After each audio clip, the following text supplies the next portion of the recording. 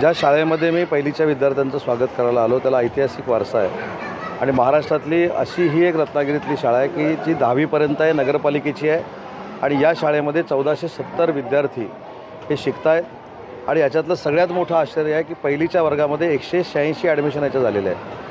आपण एकीकडे म्हणतो आहे की नगरपालिका जिल्हा परिषदेच्या शाळेमध्ये मुलं येत नाहीत, पालक घालत नाहीत, त्याला ही अपवाद आहे आणि म्हणूनच या शाळेला बक्षीस म्हणून 15.5 कोटी रुपयाची इमारत आम्ही मंजूर केलेली आहे. त्याचं काम देखील सुरू आहे आणि ही शाळा महाराष्ट्रातली एक स्मार्ट शाळा बनेल यासाठी आम्ही प्रयत्न करतो आहे.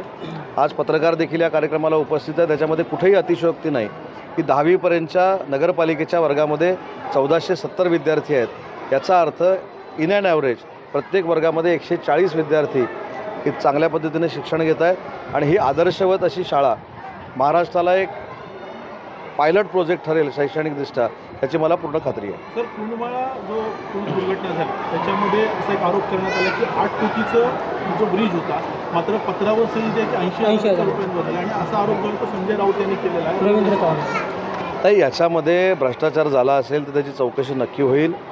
तसे सुतोवाच राज्याचे उपमुख्यमंत्री अजितदादांनी देखील केलेले आहेत. ते जिल्ह्याचे पालकमंत्री आहेत, त्यांनी चौकशीचे आदेश दिलेले आहेत. अशा पद्धतीचं काही झालं असेल तर ते पुढे येईल आणि त्याच्यावर कारवाई होईल. तर पालकमंत्री असलेले अजित पवार ते देखील अजून अद्याप घटनास्थळी गेलेले नाहीत, त्यामुळे विरोधकांकडून देखील आरोप प्रत्यारोप सुरू झाले. तर याच्यावर उत्तर अजितदादा देतील. मी त्यांनी जी काही चौकशी लावलेली आहे संवेदनशीलपणे त्याचा उल्लेख या ठिकाणी केला आणि आपण जो प्रश्न विचारला की 80,000 असेल, 8 लाख असेल किंवा 8 कोटी असेल, याच्यामध्ये जी काही व्हेरिएशन्स निर्माण झालेली आहे त्याची चौकशी होईल आणि त्याच्यावर कारवाई होईल. याच पुलासाठीची 2 पत्र जी आहेत ती आता समोर आलेली आहेत. या पुलासाठी गेल्या वर्षी 8 कोटींचा निधी मंजूर झाला होता.